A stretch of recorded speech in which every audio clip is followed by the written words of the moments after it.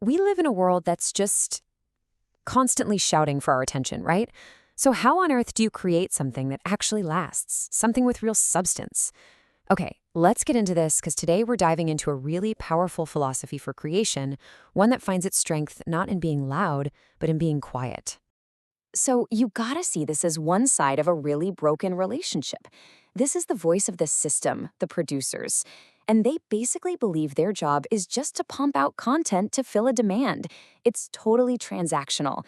They see eyeballs and they fill the screen. Simple as that. But then, bam, here's the other side of the coin. It's this direct comeback from the audience, and it's a huge pushback. They're basically saying, whoa, no, the responsibility is on you. Give us something worth our time. You can just feel the tension here, can't you?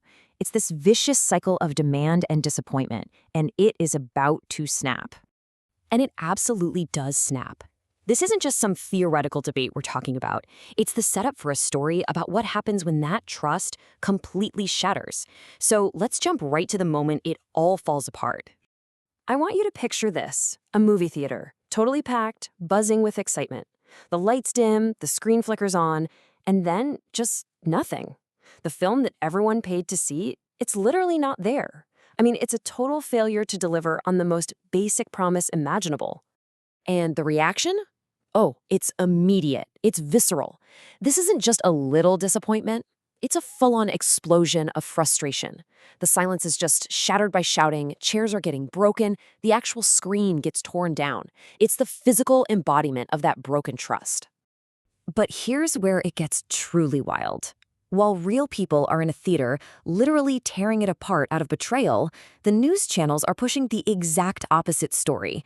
Headlines are screaming super hit, a historic response. This massive, gaping chasm between reality and the official spin, that's the last straw. So this crazy disconnect, it forces a confrontation. The audience doesn't just get mad and go home. Nope. They decide to challenge the whole system, head on. And that leads to this one pivotal moment.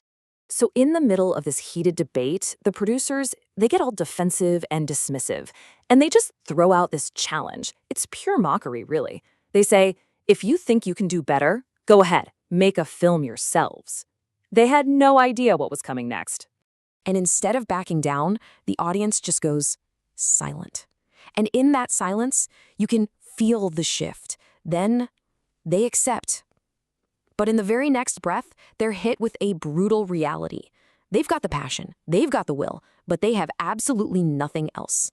No money, zero. And yeah, this is it. This is the central question of this whole explainer. When you are starting from absolute zero, with nothing but an idea, how in the world do you build something that matters? Well, the answer isn't in what you have. It's all about how you think. And that fundamental shift in thinking is what leads us to the answer, a philosophy called quiet truth. And it's a complete 180 from the loud, attention-grabbing world that caused all this chaos in the first place. Okay, so what is quiet truth? The key thing to get is that it's not about being silent. It's about being a stable, unshakable center. It's a core idea that's so strong, so true to itself, that it doesn't need to scream and shout for attention. It just exists. It persists. And that persistence is what naturally draws people in. This slide just lays it out so perfectly. On one side, you've got the truth that shouts, which is, let's be honest, the model for most of our world. It's desperate for likes, for retweets, for validation. But on the other side, you have quiet truth. It's self-reliant. It's a stabilizing force that provides the foundation for real, authentic growth that actually lasts. And in the story, this whole idea, it's personified by this one character, the old monk. He doesn't make some grand entrance. There's no spotlight on him. He just shows up, sits down, and observes. And his presence alone is enough to just suck the noise out of the room and replace it with this quiet understanding. But look, this isn't just some vague, nice idea. This philosophy of quiet is actually built into a practical, repeatable system with a clear set of rules. Think of it like a cognitive architecture, a blueprint for turning a powerful intention into a real thing, especially when you're starting with nothing. At its core, you've got this 5-step creative loop. It all starts with intention. I mean, really defining your why with such clarity that it becomes your internal compass. Next, you build a structure for it, a real plan. Then comes refinement, which is so critical. It's the feedback loop where you test, you learn, you improve. Documentation isn't just busy work. It's about creating a shareable map of what you did so other people can join in and build with you. And finally, closure. And this is a big one. It means you actually finish one cycle completely before you start the next. That's how you build real momentum. And to make that cycle work, you've got these 4, let's call them strategic positions. First, depth over speed. This is all about resisting that frantic pressure to be first and choosing instead to be better, to be more meaningful. Second, alignment over validation. This is the tough one. It means you have to tune out the noise, ignore public opinion, and stay laser-focused on your original intention. Your compass is internal, not external. Third, architecture before scale. You don't build a skyscraper on a shaky foundation, right? You get the model right, you make it strong, before you even think about growing. And last, completion before expansion, which ties right back to that idea of closure. Finish the thing. Learn everything you can from it. Then, and only then, do you build on that success. And you can see this architecture before scale thing in action in the story, clear as day. Remember, they had no money, so no fancy cameras. They built their foundation with what they had, smartphones. No money for sets, so they used real places. They proved the architecture of their idea worked before ever worrying about the expensive stuff. And what about alignment over validation? Well, instead of begging a passive audience for their approval, they stayed aligned with their intention by turning that audience into owners, into shareholders. People weren't just consumers whose validation they needed anymore. They became the creators themselves. That is a radical, game-changing shift. So what happens when you actually do this? When you commit to this system, when you choose quiet truth over loud validation, you get a turnaround that absolutely nobody saw coming.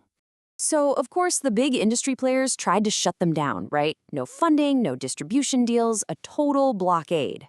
But it backfired spectacularly because their process was so open and their intention was so clear. Every single attempt to shut them down just made more people curious. Their quiet, persistent work fueled this organic growth. The underdog didn't just win, it became a movement. And it all builds to this one moment. They're back, in a full theater again. The screen goes completely black, you could hear a pin drop. And then, slowly, it starts to fade to pure, stark white, and the audience is just holding its breath with no idea what to expect. And the big reveal? It's not a film at all. It's a statement. The old monk's words appear. We didn't make a film, we stopped pretending. They totally rejected the game of creating an illusion. Instead, they just held up a mirror to the whole broken system. They didn't have to shout because their action, their quiet truth, was the entire message. And that's where the story leaves us. It's such a powerful story, but it's an even more powerful idea. It really just leaves us with this one big question to think about. In our own lives, in our own work, when we're surrounded by this constant pressure for more noise, more clicks, more validation, what could we build if we dared to start from a place of quiet?